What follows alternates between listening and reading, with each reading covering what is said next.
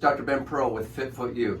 So today we're going to talk about using growth factors to help heal injuries. These have been around for a long time, and there's different types of tissue. You have placenta tissue, we have umbilical cord tissue.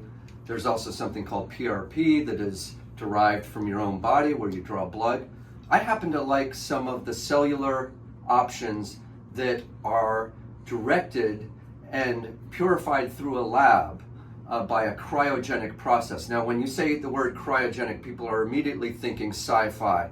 They're thinking, oh, didn't Walt Disney try to preserve his body? He actually did, to have for future science to see if he could have some kind of afterlife or whatever the case may be. But in this particular case today, we're going to be working on an injury, a posterior tibial tendon tear injury.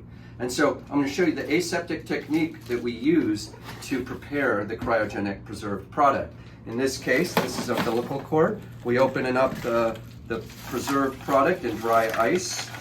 It's in a styrofoam packet. We're going to pull out one of the 3 ml vials. Okay, we have several of them I ordered, and they're going to be one per patient use. Now I'm going to put them away right now because we're going to do this in a few minutes, but I want to show you that we're going to draw this up with a 3 cc syringe. We'll have 3 milliliters of product.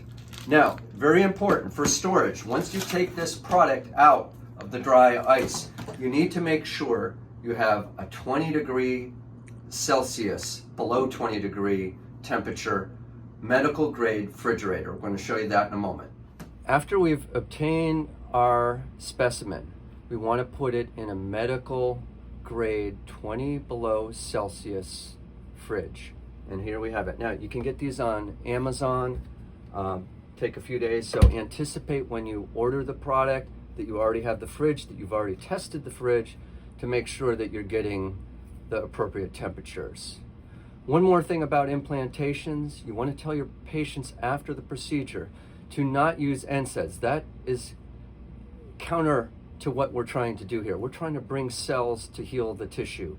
You also want to instruct your patients to take a few days easy. Until next time, this is Dr. Ben Pearl with FitFootU.